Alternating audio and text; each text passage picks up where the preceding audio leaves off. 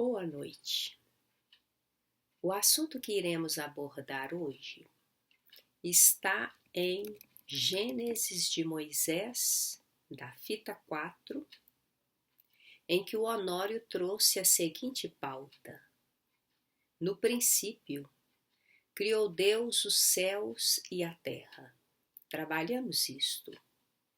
E a terra era sem forma e vazia, comentamos também. Como falamos do processo de elaboração da vida mental, foi isso?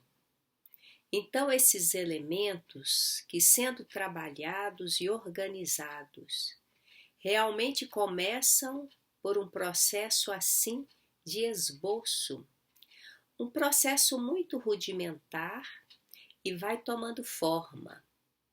Então, isto que diz respeito à elaboração mental, e a terra era sem forma e vazia, nós temos dois planos.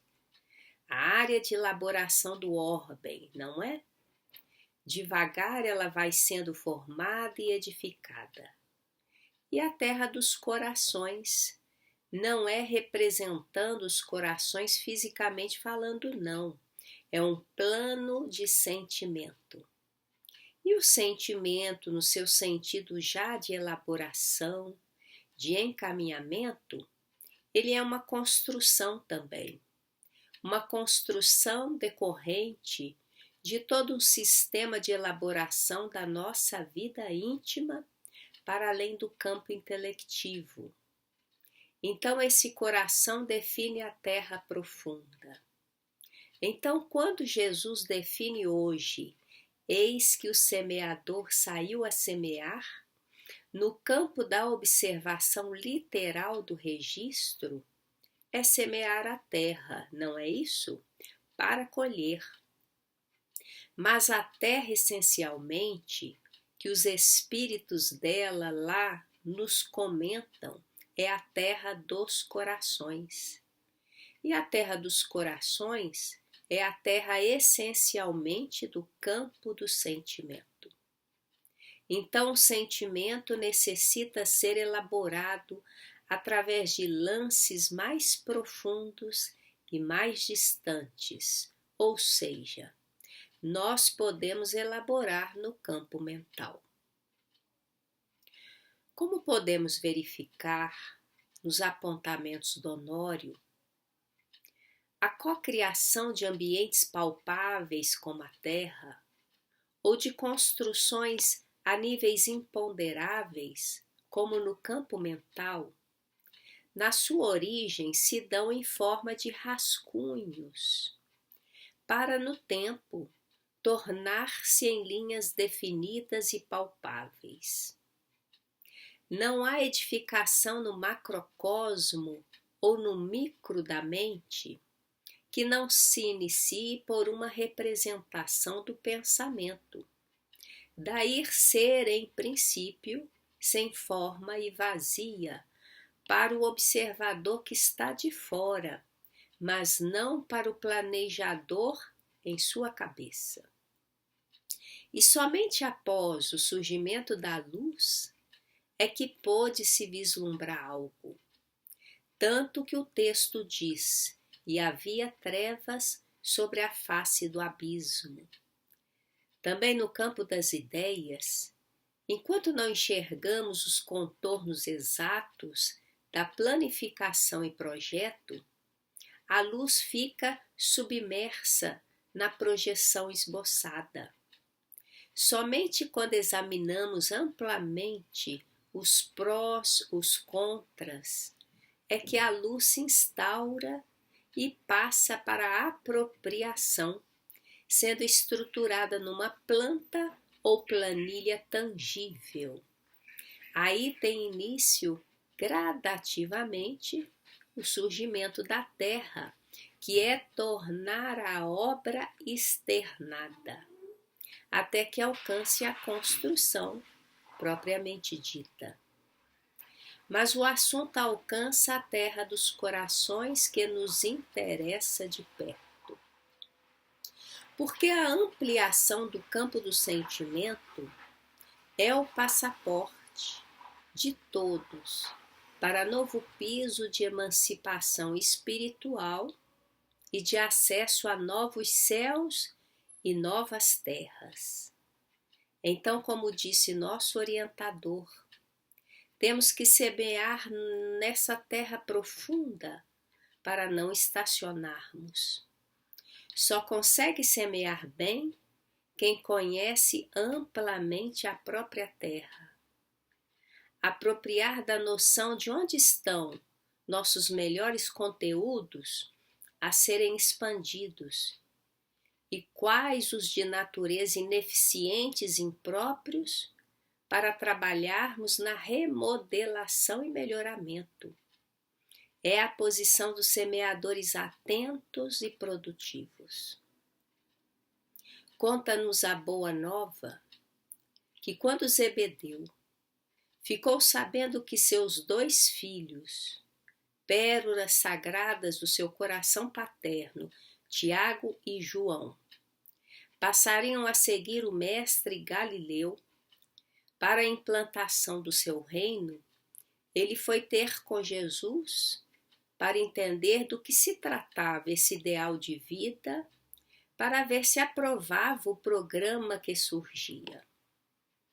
Após apresentar-se com humildade e respeito, Jesus o recebeu com imenso carinho e pôs-se a falar sobre a construção do novo reino. O mestre sereno perguntou a Zebedeu se ele sabia da existência de algum profeta conhecido que havia sido aceito pelo seu povo. Referiu-se a Moisés, a Jeremias, a Jonas, todos os que haviam se entregado à verdade, receberam martírio e morte. E Jesus esclarece que o serviço do reino de Deus deve ser fundado no coração da criatura.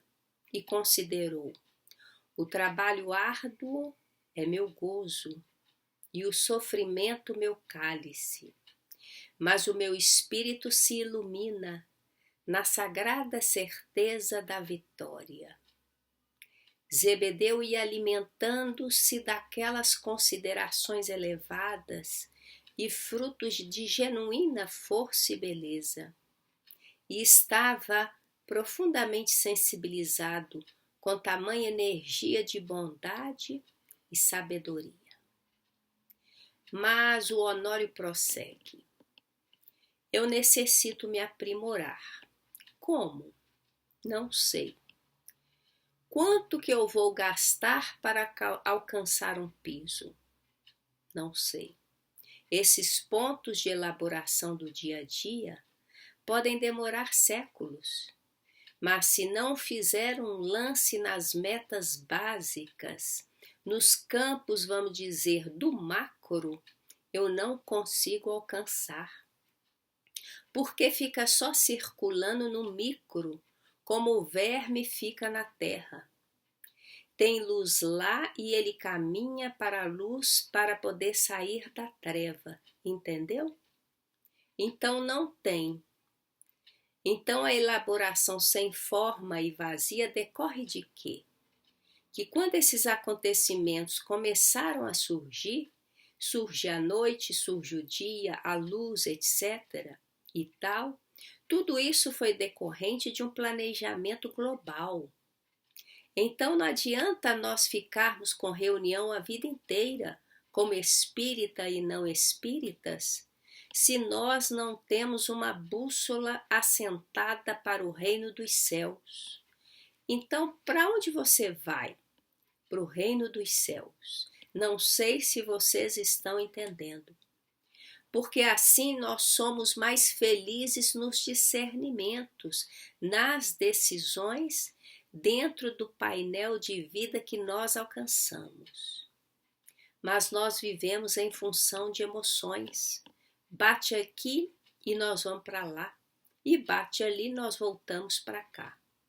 Então vamos ter em conta que essa expressão "e a terra sem forma e vazia", quem vai dar forma a ela e que vai preenchê-la na realidade, é aquele que está elaborando, que está numa construção de uma vida íntima também. É óbvio que aqui em Gênesis nós estamos trabalhando a estrutura macrocósmica, em termos das estruturas telúricas da organização do orbe. Ficou claro?